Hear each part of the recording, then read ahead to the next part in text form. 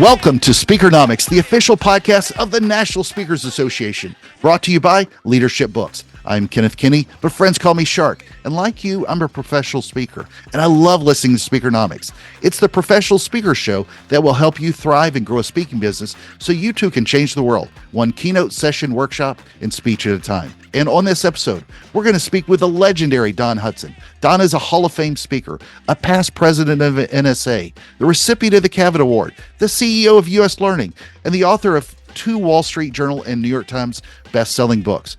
Oh, and did I mention that he's one of the founding fathers of the National Speakers Association?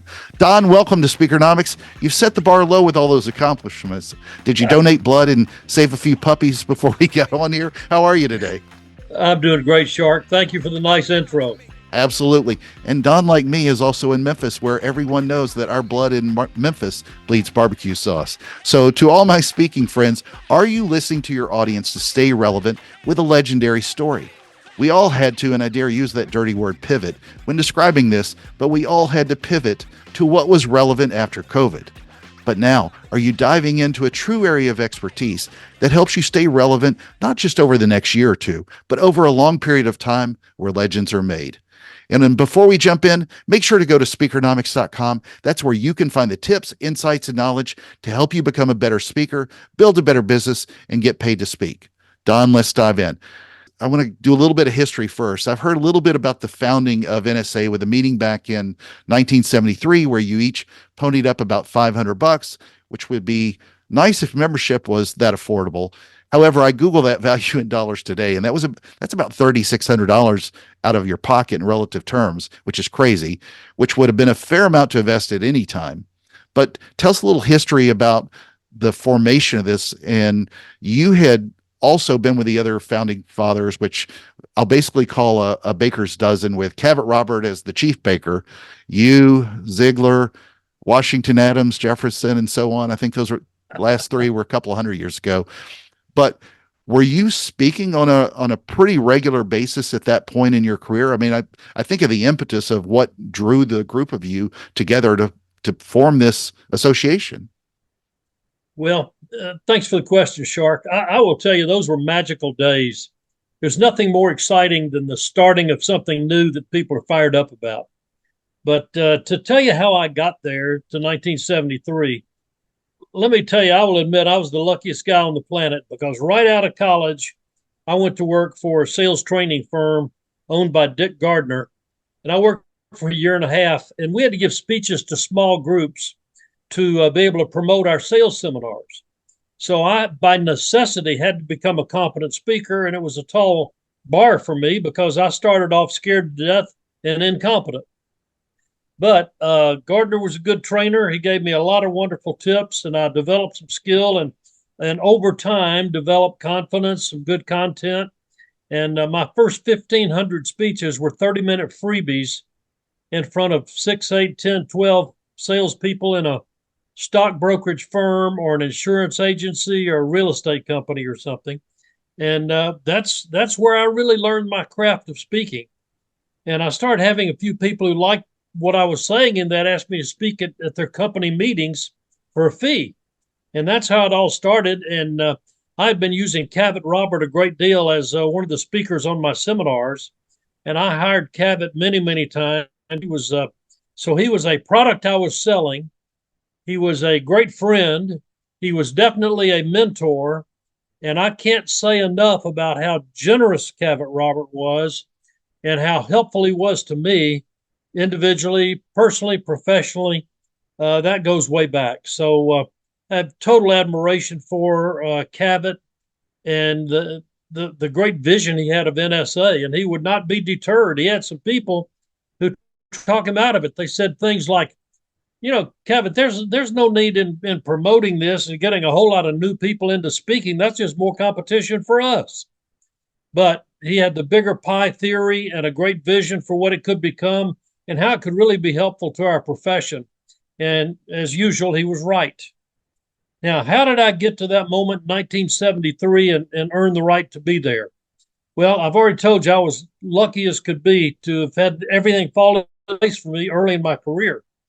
But the opportunity to give those 1,500 free speeches was my platform to give me an opportunity to learn and to ultimately earn the right to be a part of something much bigger.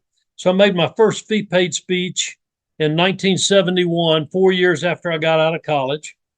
And after that, I got on a roll. Kevin helped me, and I started getting books, and I was actually pretty good and got better as time went by.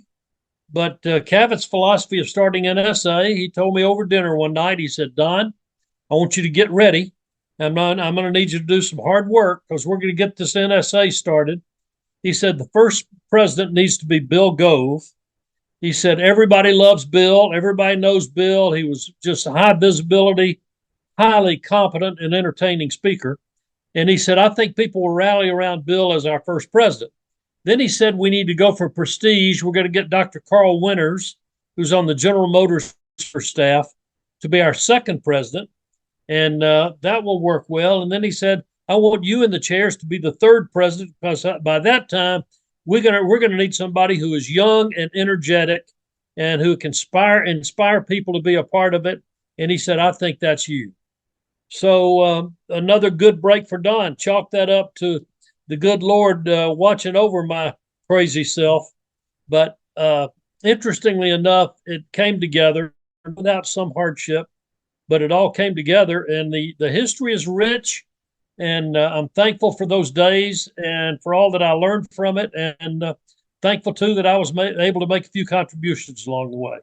Well, one of the real values that obviously anybody that joins NSA gets is the community. But I think about back in 1973, how you, in those early days, must have been as a group trying to work together to foster community. It's so easy for us. I mean, you're down the street from me a few miles, but we're on a Zoom call, or we get all the great email announcements or the open mics or the digital vault where we build the NSA community. And Jamie and Maureen and everybody do such a masterful job of helping pull together this kind of folks, but that we didn't have that in those early days. So without technology really helping you, what did you do to sort of build those community groups that now exist on our digital vault and our NSA local chapters in different cities? What did you do to help build that? Well, we worked hard to get all of the members. And I can remember our first convention, I think we had, something like 48 people there. And our second convention, maybe we had like 67.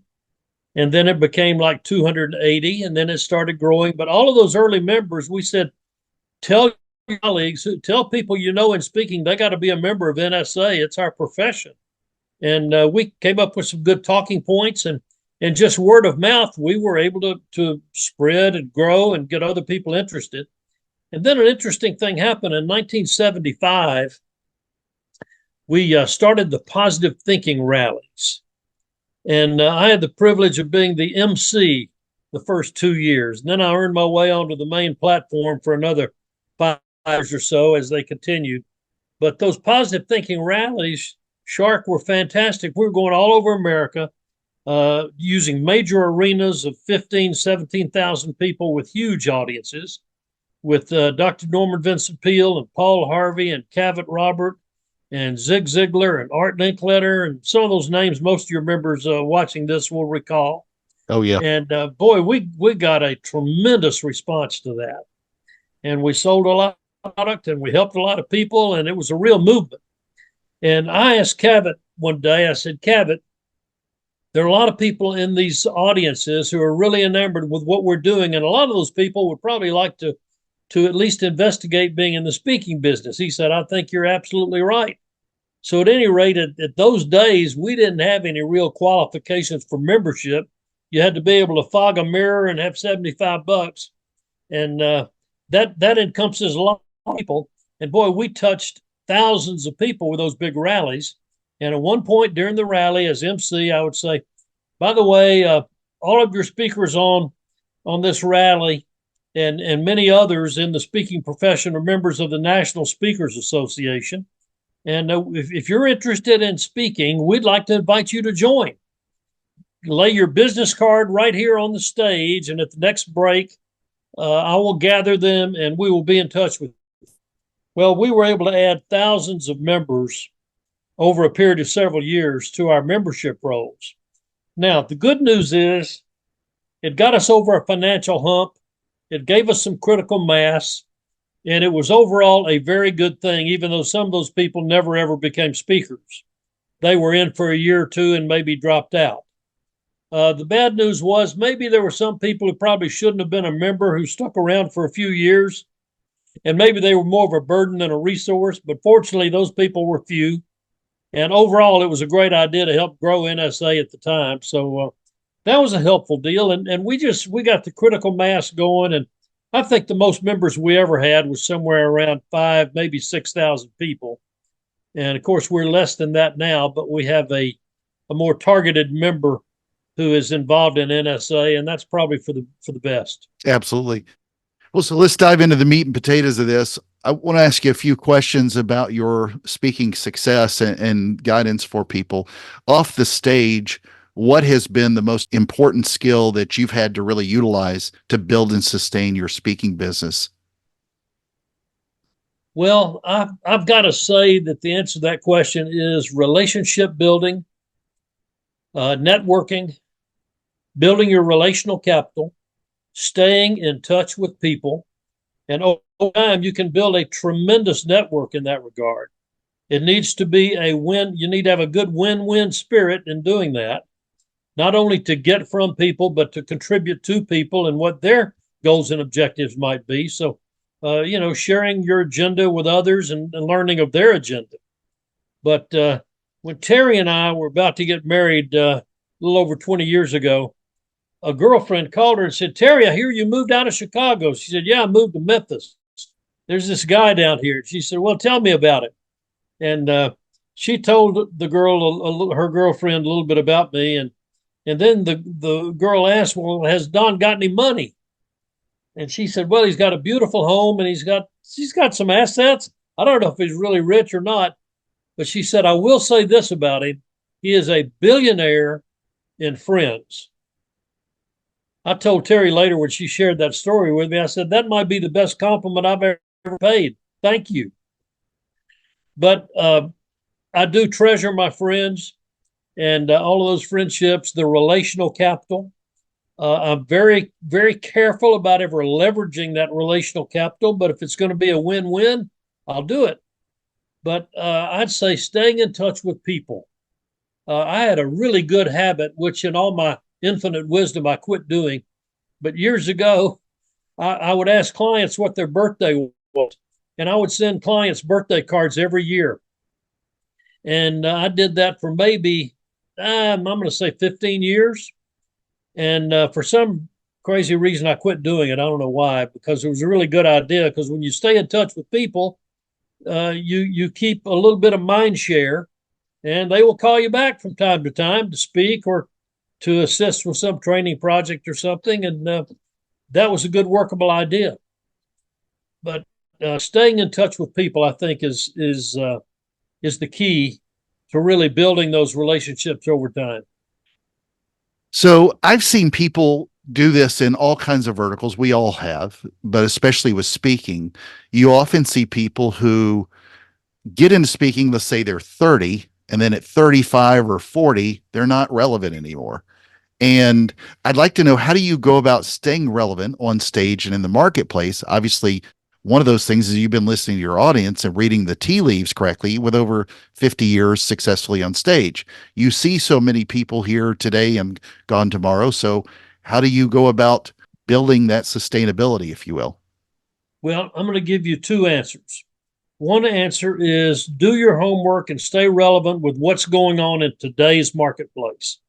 Listen to the marketplace, learn from the marketplace, and make sure that you're developing material that will help people not only survive, but thrive in today's marketplace. And we've got to continually work at that over time to do a good job of that. So that's one answer. I think an even more important answer, Shark, is number two, do a very in-depth, very intense job of needs analysis with every client you speak for. You see, some speakers think, yes, I tailor my speech, and that means They had one phone call with one person who said, yeah, this is the 38th annual meeting. So in their opening remarks, they say it's a real honor to be here for your 38th annual meeting. And that's the That's a extent great of their point. tailoring. If you're really going to be serious about it, and this to me kept the business from getting stale because it was always very, very interesting to me to learn a lot of detail about their business. So I would insist on being able to talk to a multitude of people. I always like to ask the question, uh, which executive on your team owns this meeting? Whose meeting is it? Oh, well, that would be the senior VP of sales, Mr. So-and-so or Ms. Such and such. I'd say, great. I would love to talk to them as part of my needs analysis and research process. Would that be okay? And the meeting planner would say, well, I think we could probably arrange that. And, I would get great information from that key person. Because when you ask a meeting planner who might be a middle management person, what do you really want to achieve with this meeting? It might be a pretty good answer, but it's not going to be the same answer as that senior VP who owns the meeting is going to give you. And that's the person you want to impress. That's the person who can hire you again. That's the person who's going to really open up and let you know his agenda for that particular meeting. So I would say things in a speech like, in my needs analysis process, I had the opportunity to spend 45 minutes on the phone with your senior VP, Mr. Kenneth Kinney. And let me tell you, he told me that I thought was so noteworthy about this meeting. He said, the one thing about our people, Don, is, and I would throw out some kind of quote that was complimentary to the people, complimentary to him, and something that was an overall positive for the thrust of the meeting. Now, when you're quoting a senior VP and you quote others in the company and you let people know that you've obviously done your research. I did a meeting for an agricultural firm recently, and this was a series of 3 different meetings I was doing. So I asked him, would you like for me to visit any of your facilities? He said, well, we've got a production operation. It's a pretty serious business with a couple hundred people, only about 60 miles from Memphis. If you're willing to make the drive, we'll line you up with a couple of people up there to talk to. Boy, I not only went, I took like 8 pages of notes. And in my speech, in my programs, I said, when I visited your facility in such and such town, here are a couple of takeaways I got that I thought would be of value to you. As an outsider looking in your corporate window, here's what I saw going on that I was impressed with. And I would share some things. And that's the kind of in-depth tailoring that really means tailoring. So is it hard labor? Is it time consuming? Absolutely. Is it worth it? For sure. Because that's the kind of thing that's going to help you do a better job today, get additional business from that client tomorrow, and maybe even a training contract of some time. So my company, US Learning, was very much involved in some serious training contracts. We were at one time known as the University Company, and we would help. We had about 15 people on staff, 12 to 15 at any given time. Our president of the company was a PhD I brought in, Dr. George Lucas, and we had some other key people. And together we could develop some great content tailored to that client. And we would be video based. We'd tape it and create the packaging, and it might end up being a $200,000, $300,000, $400,000 contract. And we did that for about 15 years. We had our own company plane, and we went around, visited clients, and made sales calls, and traveled with our video crew, and we did the whole thing. But you can't do something like that, Shark, without really doing your homework and without really hard to make it tailored products for them. And that's the reason we got a lot of repeat business and a lot of referrals and kept that going for many years. Great point. So how did you go about developing that trademark story? I know you have a story involving a jet that's extremely well known, and that's been your IP, if you will, for many years. Well, let's back up on that. One thing I learned from Bill Gove in the early days, and I learned a lot from my early mentors, Dr. Kenneth McFarland, one of the most eloquent, if not the most eloquent speaker I've ever heard, and Cavett. And Bill Gove taught me that the single most powerful methodology of developing speaking material that is sustainable and that you can tweak and fine tune and keep it relevant over time is the development of the vignette system of speaking. Now, a vignette, by definition, in the context we're discussing today, is a segment of material which can vary from, say, 2.5 to 10 minutes in length. But it is basically a high impact story that has a major point, a takeaway that makes it worth investing 7 minutes in telling it. So it's got to be some good substance there. It can't just be a good story. It's got to have something that's got real value attached to it. And it needs to be compelling. It needs to tug at people's heartstrings, or it needs to make them laugh. It needs to make them take notes. But a vignette is really a standalone story that hopefully is yours personally, that you developed. And maybe it's a takeoff from an experience you had, or another client you served, or something of that nature. But the development of and use of vignettes is so powerful. And I can't imagine any speaker maximizing his or her career without having a serious number of powerful vignettes that they tell, and they choose carefully when they're going to do a speech which ones they're going to use that really are a fit. They're going to develop new ones from time to time just to serve that particular client, and that becomes the basis of your content development process.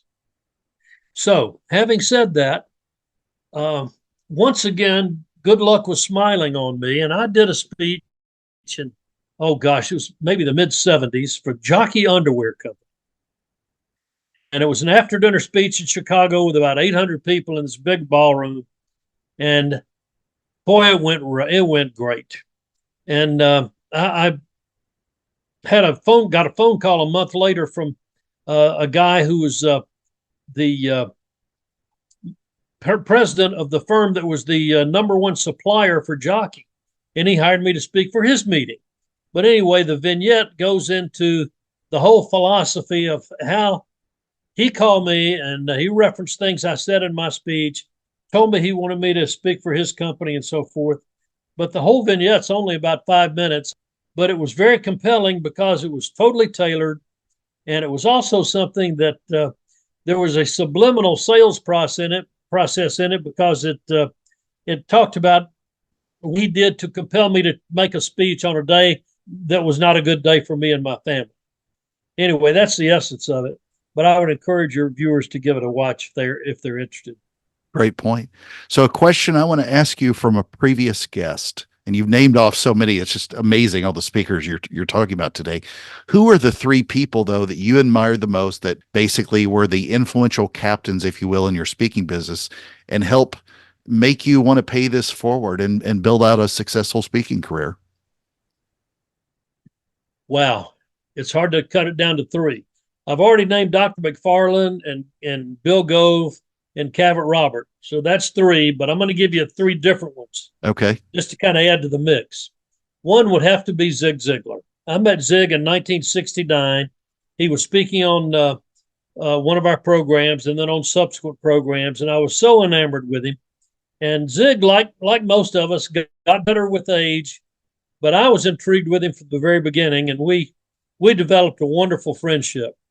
And starting in 1974, the American Sales Training Association, which was owned by the same two guys who a year or two later started the Positive Thinking Rallies, ASTA staged an all-day seminar, 2.5 hours with Don Hutson, 2.5 hours with Zig Ziglar, 2.5 hours with Cavett Robert, all in one day. And from like 1974 to about 1980, we did probably 400 of those meetings all over the U.S., some in Canada. And we went back to the same cities multiple times. And that was the greatest experience for me because Cavett and Zig and I became a triumvirate of best friends. We learned so much from each other. But I got to tell you, the person I quote today more than anybody else is Zig Ziglar. And there's so many great Zig quotes. My favorite is, you can be anything you want in life if you just help enough other people get what they want. And that's profound because that's what our business needs to be about. Let's help other people get what they want. If we do that, we're going to sustain our own career. But anyway, Zig would be one. Hartzell Wilson was a stem-winding, dynamic speaker. He was a sales guy. background with Chrysler Corporation, and he left Chrysler to get into the speaking business. And man, was he good. And I learned so many things from Hartzell Wilson and his speaking style and his storytelling. And he didn't do much that was recorded or videotaped, so it's a little hard to find him. But if you can Google Hartzell Wilson, there's probably some material out there that you can get exposure to. But he was one of the greats. The third one I'll name is Ira Hayes. Ira was a former NCR executive. He was a VP of advertising, and NCR had a great idea. They said, Ira has become such a good speaker. Let's loan him out to our customers. Like NCR was selling cash registers to big grocery store chains. Well, they would give Ira's services free of charge to the major grocery chains when they would have their annual store managers meeting of 1,200 store managers, for example. And Ira Hayes would go in there and do a jam-up speaking job, throw NCR's name around just a little bit in an in good taste manner in his speech. But he was absolutely fantastic. He was an enigma. He was an analytical personality, not really outgoing at all. He was quiet and unassuming. But boy, as soon as he walked onto that platform, he became the most dynamic, expressive, entertaining, humorous speaker imaginable.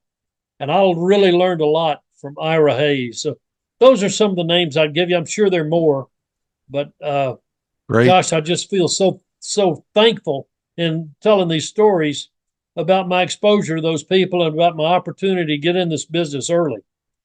How many people have I talked to who've gotten into the business at age 50 and said, I want to figure out how to make it in this business, but boy, they didn't have the advantage I did. And I thank the good Lord every night when I say my prayers for the opportunity I was served on a silver platter in my 20s to be able to get into this business and do pretty well in it.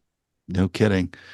Well, what is a question that you would like to ask a future guest on the show? I remember one time, Shark, at our speakers roundtable meeting, which I was invited to join in 1978. This would have probably been in the late 80s. We were meeting, we were a little group of 20 people. It was like a think tank, and we would show up 20 couples. And at our meeting in Silverado, in the wine country of California, at our dinner meeting one night, several of us would get up and say a few words. And I remember one night, Brian Tracy got up.